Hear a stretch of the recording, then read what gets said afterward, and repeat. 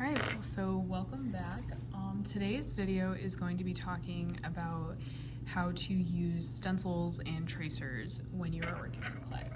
So a lot of times clay artists will use a stencil or a tracer to get a specific shape. So tracers can be found objects like this spray bottle, for example, the bottom of the spray bottle, this coffee can. You could use a bowl.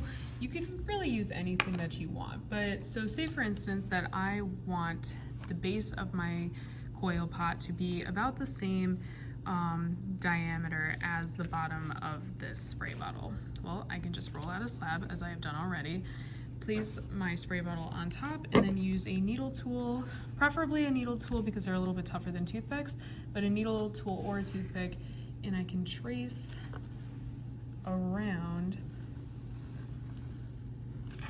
the spray bottle, remove it gently, and then there I've got it. I've got a perfect circle to start a coil pot with, right?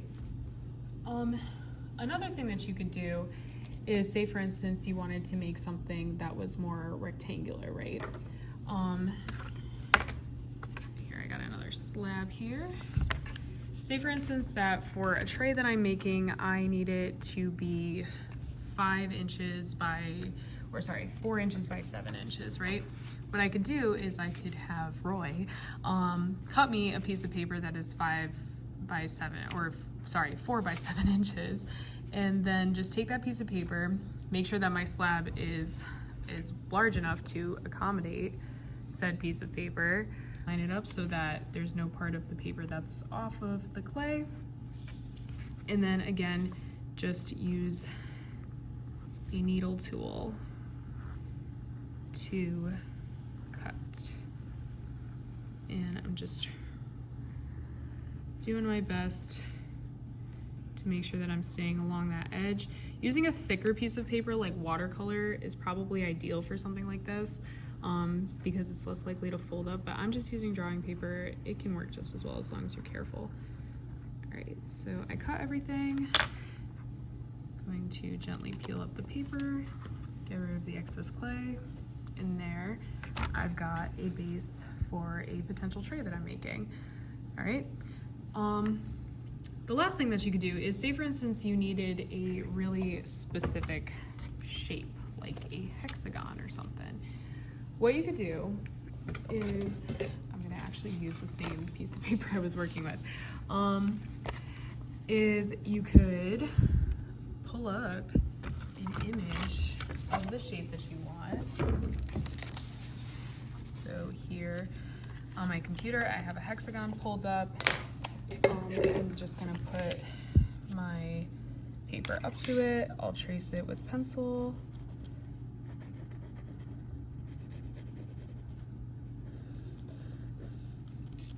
I could make this a little bit cleaner with a ruler if I wanted to, but for the sake of this, I'm just gonna trace it like that.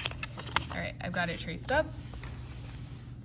Now, there's actually 2 different ways that you could go about this. One is that you could cut the hexagon out, and it would basically be like the rectangular tracer that we were working on. You could also do this if you don't feel like cutting things out. All right, so I've got my slab, I've got my paper, and I've got my needle tool. I'm gonna place the paper on top so that the shape is entirely covering the clay. And then what I'm gonna do is I'm just gonna poke little holes with my needle tool through the paper. And it's basically like connecting the dots.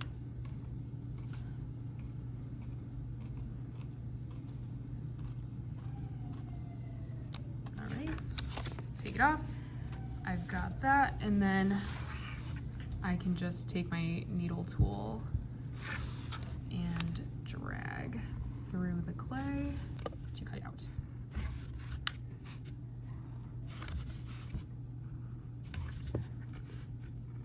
All right, remove the clay. And there I've got it. I've got a nice little hexagon. I've got a little circle, And I've got my 4x7 inch slab. So there you have it. That's how to use stencils and tracers.